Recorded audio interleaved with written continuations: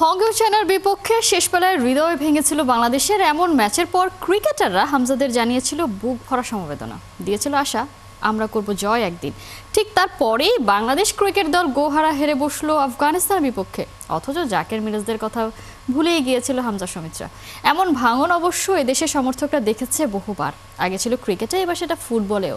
সমর্থকরা বেশ ভালোভাবেই জেনে গেছে সব হতাশা ওই শেষটায়। আজ এমনই একদিন যখন একই সময়ে মাঠে নামবে বাংলাদেশ ফুটবল দল আর ক্রিকেট দল। হামজারা কি পারবে হংকং চায়নার বিপক্ষে ঘুরে দাঁড়িয়ে আশা বাঁচিয়ে রাখতে? এদিকে মান বাঁচিয়ে দেশে ফিরতে পারবে তো মিরাজরা, নাকি আজও একজন মুছিয়ে দেবে আরেকজনের চোখের জল? দর্শক, বাংলাদেশের ফুটবল ক্রিকেট এসব নিয়ে আলোচনা করতে চাই স্টুডিওতে। এই মুহূর্তে আমাদের সাথে আছেন ক্রীড়া সাংবাদিক হাসান মাহাদি। হাসান মাহাদি, শুভ সকাল। আজকে একটা বিগ ডে বাংলাদেশের ক্রীড়াঙ্গনের জন্য। শুরুটা করতে চাই আমরা হংকং চায়নার ম্যাচ দিয়ে। কামব্যাক করার খুবই কঠিন একটা চ্যালেঞ্জ, কারণ ঘরের মাঠে যে দলটা হেরেছে সেই দলটা অ্যাওয়ে ম্যাচে গিয়ে জিতবে সেটা আশা করাটা আসলে খুবই। তারপরেও যখন আসলে হামজা সমিতদের আমরা দেখতে পাই তখন মনে হয় না এই ম্যাচটা বাংলাদেশ জিততে পারে। আপনার কি প্রত্যাশা? আমার প্রত্যাশার কথা জিজ্ঞেস করছেন তো? প্রত্যাশা, বাস্তব ভিত্তিক প্রত্যাশা। বাস্তব ভিত্তিক প্রত্যাশা, আমার প্রত্যাশা ডেফিনেটলি বাংলাদেশের ফ্যান হিসেবে আমার প্রত্যাশা বাংলাদেশ দল আজকে হংকংয়ে কাই তাক স্পোর্টস ক্লাবে জিতুক। 50,000 দর্শক থাকবে, তাদের টিকিট সোল্ড আউট, আগেই বিক্রি হয়ে গেছে। এরকম একটা ম্যাচে বাংলাদেশ দল জিতুক, কিন্তু বাস্তবতা বলছে যে আপনি ঘরের মাঠে আপনার দর্শকদের সামনে একটা ম্যাচ জিততে পারেন না, এবং দুটা গোল খেয়েছেন দুইয়ার্ধে একদম শেষ মুহূর্তে। মানে হচ্ছে যেটাকে আমরা বলি যে এক্সটেন্ডেড টাইম বা এক্সট্রা টাইম, যে এক্সট্রা টাইমে খেলাটা হয়েছিল ফার্স্ট হাফে সেটা খেয়েছেন, সেকেন্ড হাফে 3-3 গোলে খেলাটা যখন আপনি ড্র করেছেন, শেষ বাজার জাস্ট কয়েক সেকেন্ড আগে আরেকটা গোল আপনি রিসিভ করেছেন যেটা 4-3 করে দিয়েছে। সো ঘরের মাঠে এরকম একটা ম্যাচ হারার পরে আপনি হংকংয়ের ঘরের মাঠে গিয়ে ম্যাচ জিতে আসবেন বা জিততে পারবেন, এই ধরনের অনেক বড় প্রত্যাশা অন্ততপক্ষে আজকে সকালে আমি করতে পারছি না। কিন্তু শিলংয়ে আমরা কিন্তু ভারতকে আটকে দিয়েছিলাম তাদের মাটিতে, সেখানে কিন্তু আমাদের কোনো সমর্থক ছিল না, তাদের সমর্থকদের সামনেই তাদেরকে আমরা সাইলেন্ট করে দিয়েছিলাম। শিলংয়ে আপনি যেই ভারতের বিপক্ষে ম্যাচটা গোল নীল ড্র করেছিলেন, সেই ম্যাচটা বাংলাদেশ দল চাইলে 3-0 গোলে জিততে পারতো বা 4-0 গোলে জিততে পারতো। সেই ম্যাচে বাংলাদেশ এতগুলো সুযোগ তৈরি করেছে, এইভাবে ডমিনেট করেছিল।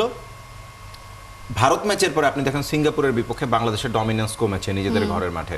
হংকং এর বিপক্ষে ওভারঅল বাংলাদেশ দল কিন্তু বেটার ফুটবল খেলেছে, ফুটবল চমৎকার খেলেছে মাঠে, কিন্তু যে 4টা গোল বাংলাদেশ দল রিসিভ করেছে সেই 4টা গোলেই কোনো না কোনোভাবে ডিফেন্সের দায় আপনি এতটুকু এড়াতে পারবেন না। হাবিয়ার কাবরেরার ভুল টিম সিলেকশন, ভুল ট্যাকটিক্স কোনোভাবেই আমরা উপেক্ষা করতে পারবো না। সব কিছু মিলিয়ে এই দলটা হংকং চায়নার বিপক্ষে একদম শুরুটা করেছিল অ্যাবসলিউটলি ক্লুলেস। আসলে কোন ট্যাকটিক্সে বাংলাদেশ দল শুরু করলো, বাংলাদেশ দল এই ম্যাচ থেকে কি চাইছিল ওই মুহূর্তে সেটা বোঝা যায় নাই। কিন্তু হামজা দেওয়ান চৌধুরী যখন 13 মিনিটের মধ্যে দলকে 1-0 গোলে এগিয়ে নিয়েছিল, তখন বাংলাদেশ দলের যেই মানে সেকেন্ড গোলের পরে খেলার ধরনে যে পরিবর্তন নিয়ে আসে, একদম আল্ট্রা ডিফেন্সিভ চলে যাওয়া, আপনি কোনো ম্যাচেই 1-0 গোলের লিড, তাও আবার আর্লি লিড নেওয়ার পরে এটা ভাববেন না যে আপনি আর গোল খাবেন না। এবং প্রতিপক্ষ যদি আপনার চেয়ে 38 ধাপ এগিয়ে থাকে, সেই প্রতিপক্ষে যদি বেশ কিছু কুশলী ফুটবলার থাকে যারা কিনা ব্রাজিলিয়ান লিগগুলোতে খেলে, চাইনিজ লিগগুলোতে খেলে, ফ্রেঞ্চ লিগে খেলে, অথবা ইউরোপিয়ান লিগগুলোতে বিভিন্ন টায়ারে খেলে, এরকম একটা দলের বিপক্ষে চাইলেই আপনি সেটা করতে পারবেন না। আমার কাছে অন্ততপক্ষে বাংলাদেশে 9 তারিখের ম্যাচে হংকং চায়না দলটাকে ঠিক যেই হাইপ, এই দলে যেই ধরনের যেই মানের ফুটবলার আছে, আমি ঠিক ওই দলটাকে ওইভাবে পাই নাই। আমার কাছে মনে হয়েছে এই দলের বিপক্ষে বাংলাদেশ দল জিততেও পারতো, অন্ততপক্ষে একটা পয়েন্ট পেতে পারতো, কিন্তু ঘরের মাঠে আবার হংকং চায়নাকে তাদের মাঠে আমার কাছে মনে হয় যে বেটার শেপেই দেখা যাবে নিঃসন্দেহে। এবং তারা তো এখানে এসে অনেক অভিযোগ করেছিল তারা মাঠ পায়নি, তাদের আসলে সবকিছু নিয়ে সমস্যা ছিল, এবং যাওয়ার আগে হংকং এর কোচ বলে গিয়েছিলেন যে আমাদের মাঠেও তো তাদেরকে খেলতে হবে, এবং তারা সেটাই করার চেষ্টা করেছে, সেটা করবে, ওইটা খুব স্বাভাবিক, হোম অ্যাডভান্টেজ তো তারা নেবেই। আপনি শুরুতেই বলেছেন বা ওই ম্যাচের পরে প্রত্যেকের একটাই কথা, একাদশ সিলেকশনে মস্ত বড় ভুল করে ফেলেছে, এবং সেটা শোধরাতে এতটাই সময় লেগে গিয়েছিল, আসলে হয়ে ওঠেনি। আজকে একাদশে কোন কোন জায়গায় পরিবর্তন এক্সপেক্ট করছেন? একাদশে আমি ঠিক যেই জিনিসটা আমি হাবিয়ার কাবরেরাকে একটা জিনিস দেখেছি, উনি সাদউদ্দিনের উপরে প্রচন্ড রকমের রিলাই করেন। সাদের উপরে এই রকম রিলাই জাকির আলী অনেকের উপরে ঠিক যেভাবে বাংলাদেশ ক্রিকেট দল বা টিম ম্যানেজমেন্ট করেন, ঠিক একইভাবে সাদউদ্দিনের উপরে প্রচন্ড রিলা, এবং এখন যোগ হয়েছে সাদের ভাই তাজ। মানে দুই পাশে দুই উইং ব্যাক, মানে যদি দেখেন তো দুই ভাই খেলেন তারা। আমি তো আজকে পুরো ম্যাচে দেখলাম যে শুধু মাথার চুলি ঝাঁকিয়ে উনি মানে জাস্ট একটা কনসেন্ট্রেশন নেওয়ার চেষ্টা করলেন। তারপর সাদের তুলনায় আমি তাজকে ওই ম্যাচে তার পারফরমেন্স ডেফিনেটলি এগিয়ে রাখবো। এখন আপনার উইং ব্যাকরা যদি ঠিকঠাক মতো না খেলেন, আপনি দেখেন ম্যাচে স্টার্টিং 11 নিয়ে যদি কথা বলি, লাস্ট ম্যাচে খুব বেশি কথা হয়েছে কেন সমিত সোম, জায়ান আহমেদ, ফাহমিদুল এবং অবভিয়াসলি জামাল ভুঁইয়া কেন মাঝমাঠে ছিলেন না, এইসব নিয়ে আজকে কি স্টার্টিং 11-এ দেখা যাবে কিনা? জামাল ভুঁইয়া দেশ ছাড়ার আগে কিন্তু তিনি জানিয়ে গিয়েছিলেন যে তিনি প্রত্যেকটা ম্যাচেই আসলে খেলতে চান শুরু থেকে। এক্স্যাক্টলি, উনি আসলে সরাসরি কোচের সিদ্ধান্তের সমালোচনা করেছেন, এবং জামাল এটা হতে পারে আপনার অ্যাজ এ ক্যাপ্টেন জামাল ভুঁইয়ার সবশেষ মানে আপনার ইন্টারন্যাশনাল ম্যাচ, বাংলাদেশের ইন্টারন্যাশনাল বলতে এই ধরনের মানে কোয়ালিফাইং ম্যাচের সবশেষ হতে পারে। আমার কাছে মনে হয় যে জামালের নিজেরও বয়স হয়েছে, জামাল এখন জানেন যে এই দলটাতে হামজা সমিতদের ইনক্লুশনের পরে ফাহমিদুল, জায়ানরাও চলে এসছে, আরও হয়তো বা 2-1 এরকম ফুটবলার বা ইয়াংস্টাররা দলে চলে আসবে। তো জামালের জন্য সেই সুযোগটা অনেক কমে গেছে।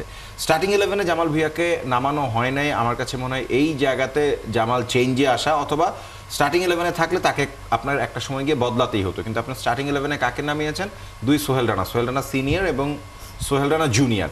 আপনি দেখেন যে থার্ড গোলটা যে বাংলাদেশ দল কনসিড করলো, সেখানে একটা ভুল ব্যাক পাস করেছিলেন সোহেল রানা জুনিয়র। তিনি হয়তো বা চিন্তা করেছিলেন যে বলটা তারিক কাজী পর্যন্ত যাবে। ওই সময়ে আপনি এরকম মানে ভুল করে বসবেন, সেই ভুলটা কতখানি অমার্জনীয়। এবং গোটা ম্যাচে আমি দেখেছি যে লং রেঞ্জে জুনিয়র সোহেল রানা বা সোহেল রানা জুনিয়র দুটো শট নিয়েছেন। বিশ্বাস করেন এই ধরনের মানে লক্ষ্যভ্রষ্ট শট আমি কম দেখেছি। কেন মারছেন, কি কারণে মারছেন, এই শটটা কতবার আপনি প্র্যাকটিস করেছেন, এই ধরনের শট আগে গোল করেছেন কিনা? মুরসালিন বাংলাদেশের হয়ে লং রেঞ্জে গোল করেছেন, আমরা দেখেছি। মুরসালিন যখন শটটা নেন তখন আপনার ভেতরে কিছু ভরসা তৈরি হয়।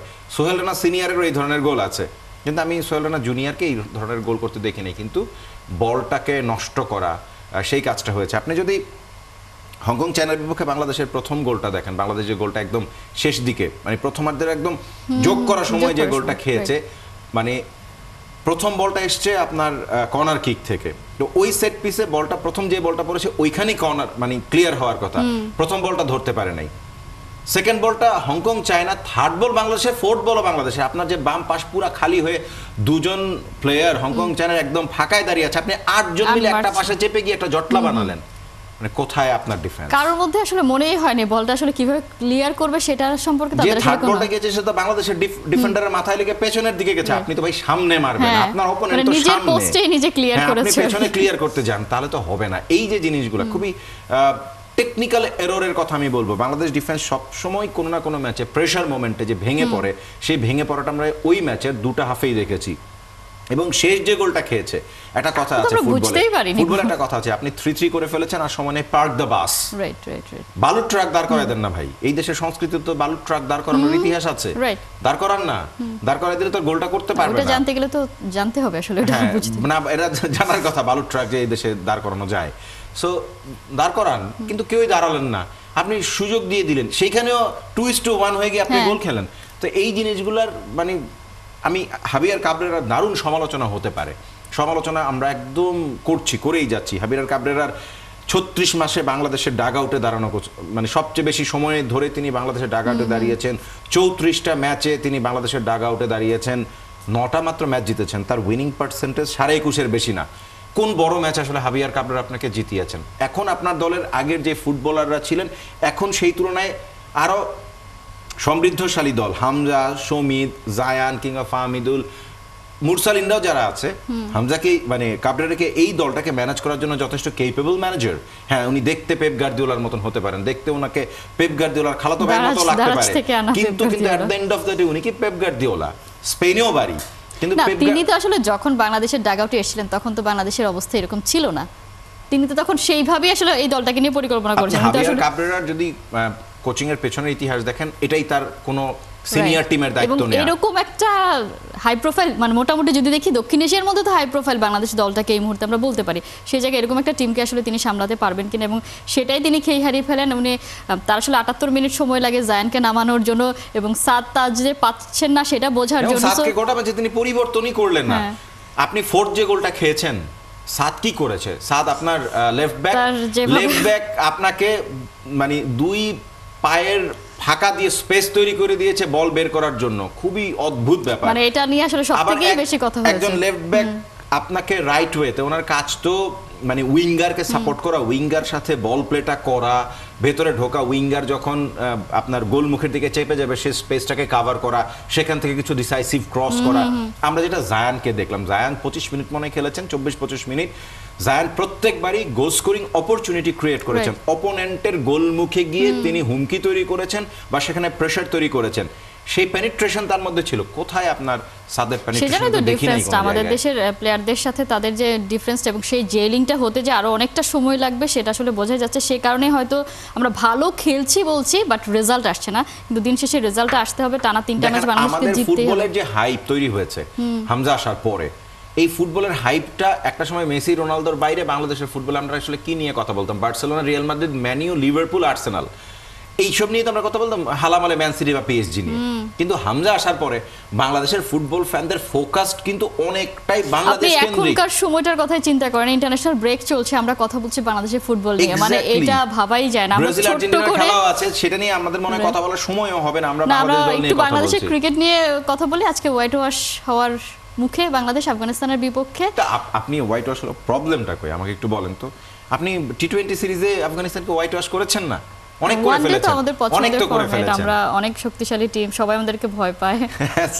সেকেন্ড ওডিআই এর আগে কোন আপনার সাথেই আমি খেলা যোগে কথা বলছিলাম, তখনও বলেছিলাম যে টি-20 সিরিজ তো 3-0-তে জিতেছেন, আবার কত তো পরপর টানা 3টা আফগানিস্তানের বিপক্ষে আপনি ওয়ানডে সিরিজ হারলেন। আপনি দাবি করেন আপনি ওয়ানডের সবচেয়ে ভালো দল। একটু ভালো করে চিন্তা করে দেখেন যে এই ওয়ানডে দলটাও কি যথেষ্ট ফর্মিডেবল? এই মুহূর্তে আপনি র্যাঙ্কিং এর 10 নাম্বার দল, যে আলোচনাটা আমরা আগেও 109 করেছি। অল আউট হয়ে যাচ্ছে, আমরা 50 ওভার ব্যাট করতে পারছি না। 190 রান, এবং যেই মাঠে খেলা হয়েছে সেই মাঠের সবচেয়ে কম রান ডিফেন্ড করার ইতিহাস মানে অস্ট্রেলিয়ার 2006 সালে 198 রান করে তারা সেটা ডিফেন্ড করেছিল পাকিস্তানের বিপক্ষে 2006-এ। সেটা আপনি আফগানিস্তান আপনার বিপক্ষে 190 রান করে আপনাকে 89 রানের ব্যবধানে হারায়। ভাই কাম অন, এটা দুষ্টামি না, এটা প্রফেশনাল ক্রিকেট না, এবং দলটাও প্রফেশনালি মুভ করছে না। কাদেরকে খেলাচ্ছেন, কেন খেলাচ্ছেন, কোন বিবেচনায় খেলাচ্ছেন, এই প্রশ্নটা উঠবে বারবার, এবং এখনো উঠছে, এটা বন্ধ হবে না।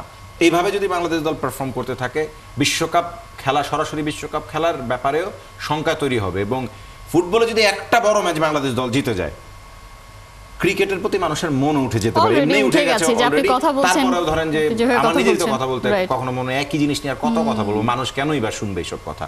কি দরকার সকালবেলা ঘুম থেকে উঠে এইসব বিষয় এক্সপেক্ট নিয়ে অনেক করছেন বেশি কিনা কথা বলা? বাংলাদেশ হোয়াইট ওয়াশ এড়াতে পারবে? আমার কাছে মনে হয় it would be very difficult. Bangladesh দল মোরালি এত ডাউন এই মুহূর্তে যে আফগানিস্তান কিন্তু মোরালি ডাউন। আমরা সবসময় মানসিকভাবে বাংলাদেশ বিপর্যস্ত এটা বলে বোধহয় তাদেরকে আমরা আরো বেশি একটু এক্সেসি দিয়ে দেই, যে স্কিলে যে সমস্যা সেটাকে বোধহয় আমরা ঢাকারই চেষ্টা করি না মানসিকতার দিক দিয়ে। কারণ স্কিল থাকলে আপনি ওয়ানডে ম্যাচে দিনের পর দিন 50 ওভার ব্যাট করতে পারবেন না, আপনার টপ অর্ডার, মিডল অর্ডার সবাই ভেঙে পড়বে একসাথে, এটা আসলে হতে পারে না। দেখা যাক, আপনি আশা রাখতে পারছেন না বাংলাদেশের উপরে, তারপরেও চাইবো হোয়াইট ওয়াশ না হোক, কারণ ওয়েস্ট ইন্ডিজের বিপক্ষে বাংলাদেশের সিরিজ আছে, সেখানে তো কিছু একটা পুঁজি লাগবে বাংলাদেশের। আজকে দারুণ একটা দিন, সেই দিনটা বাংলাদেশ ভালো কাটাক সেটাই প্রত্যাশা রাখতে চাই। হাসান মাহদী, অসংখ্য ধন্যবাদ এতক্ষণ যুক্ত থাকার জন্য। দর্শক, আমরা দেশের ক্রিকেট ফুটবল নিয়ে আলোচনা করছিলাম, আমাদের সাথে এই আলোচনা এতক্ষণ ছিলেন ক্রীড়া সাংবাদিক হাসান মাহদী। সময় হয়েছে ছোট্ট একটা বিরতি, 71-এর সাথেই থাকুন।